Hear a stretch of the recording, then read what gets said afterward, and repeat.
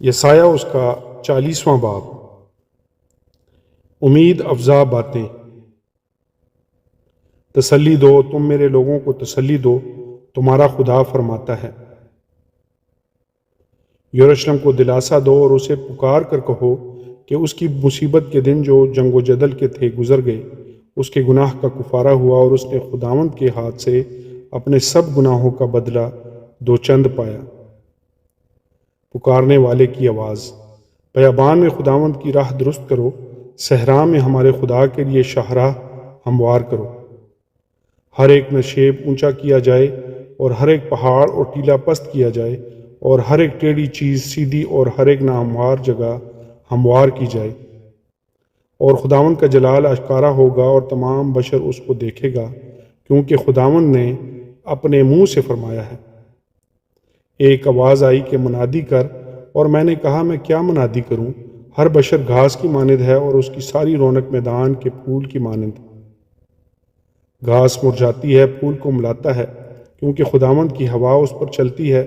یقیناً لوگ گھاس ہیں، ہاں گھاس مرجھاتی ہے، پھول کو ملاتا ہے، پر ہمارے خدا کا کلام ابد تک قائم ہے۔ اے صہیون کو خوشخبری سنانے والی، اونچے پہاڑ پر چڑھ جاؤ، اور اے یروشلم کو بشارت دینے والی، زور سے اپنی آواز بلند کر، خوب پکار اور مت ڈر۔ یہودا کی بستیوں سے کہہ، دیکھو اپنا خدا، دیکھو خداوند خدا بڑی قدرت کے ساتھ آئے گا، اور اس کا بازو اس کے لیے سلطنت کرے گا۔ دیکھو اس کا صلہ اس کے ساتھ ہے اور اس کا اجر اس کے سامنے۔ وہ چوپان کی مانند اپنا غلہ چرائے گا، وہ بروں کو اپنے بازوؤں میں جمع کرے گا اور اپنی بغل میں لے کر چلے گا، اور ان کو جو دودھ پلاتی ہیں آہستہ آہستہ لے جائے گا۔ کس نے سمندر کو چلو سے ناپا اور آسمان کی پیمائش بالش سے کی، اور زمین کی گرد کو پیمانہ میں بھرا، اور پہاڑوں کو پلڑوں میں وزن کیا، اور ٹیلوں کو ترازو میں تولا؟ کس نے خداوند کی روح کی ہدایت کی، یا اس کا مشیر ہو کر اسے سکھایا؟ اس نے کس سے مشورت لی ہے جو اسے تعلیم دے اور اسے عدالت کی راہ سمجھائے، اور اسے معرفت کی بات بتائے اور اسے حکمت کی راہ سے آگاہ کرے؟ دیکھ قومیں ڈول کی ایک بوند کی مانند ہیں، اور ترازو کی باریک گرد کی مانند گنی جاتی ہیں۔ دیکھ وہ جزیروں کو ایک ذرہ کی مانند اٹھا لیتا ہے۔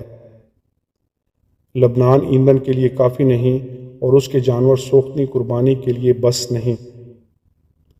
سب قومیں اس کی نظر میں ہیچ ہیں، بلکہ وہ اس کے نزدیک بطالت اور ناچیز سے بھی کمتر گنی جاتی ہیں۔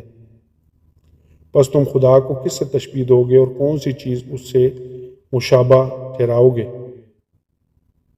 تراشی ہوئی مورت کاریگر نے اسے ڈھالا، اور سونار اس پر سونا مڑتا ہے، اور اس کے لیے چاندی کی زنجیریں بناتا ہے۔ جو ایسا تہی دست ہے کہ اس کے پاس نظر گزراننے کو کچھ نہیں، وہ ایسی لکڑی چن لیتا ہے جو سڑنے والی نہ ہو۔ وہ ہوشیار کاریگر تلاش کرتا ہے تاکہ ایسی مورت بنائے جو قائم رہ سکے۔ کیا تم نہیں جانتے؟ کیا تم نے نہیں سنا؟ کیا یہ بات ابتدا ہی سے تم کو بتائی نہیں گئی؟ کیا تم بنائے عالم سے نہیں سمجھے؟ وہ محیط زمین پر بیٹھا ہے، اور اس کے باشندے ٹڈوں کی مانند ہیں۔ وہ آسمان کو پردہ کی مانند تانتا ہے، اور اس کو سکونت کے لیے خیمہ کی مانند پھیلاتا ہے۔ جو شہزادوں کو ناچیز کر ڈالتا اور دنیا کے حاکموں کو ہیچ ٹھہراتا ہے۔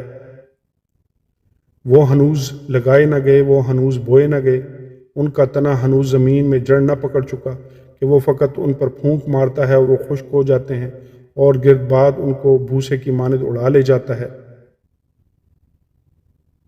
وہ قدوس فرماتا ہے، تم مجھے کس سے تشبیہ دو گے، اور میں کس چیز سے مشابہ ہوں گا؟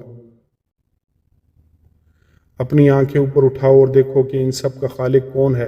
وہی جو ان کے لشکر کو شمار کر کے نکالتا ہے، اور ان سب کو نام بنام بلاتا ہے۔ اس کی قدرت کو عظمت اور اس کے بازو کی توانائی کے سبب سے ایک بھی غیر حاضر نہیں رہتا۔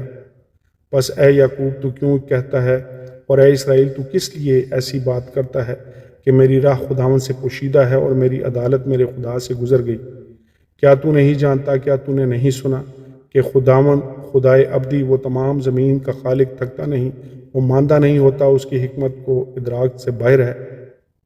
وہ تھکے ہوئے کو زور بخشتا ہے، اور ناتوان کی توانائی کو زیادہ کرتا ہے۔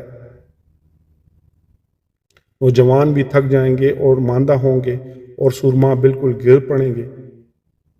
لیکن خداوند کا انتظار کرنے والے اثر نو زور حاصل کریں گے۔ وہ کعبوں کی مانند بالوں پر سے اڑیں گے، وہ دوڑیں گے اور نہ تھکیں گے، وہ چلیں گے اور ماندہ نہ ہوں گے۔ آمین اور آمین۔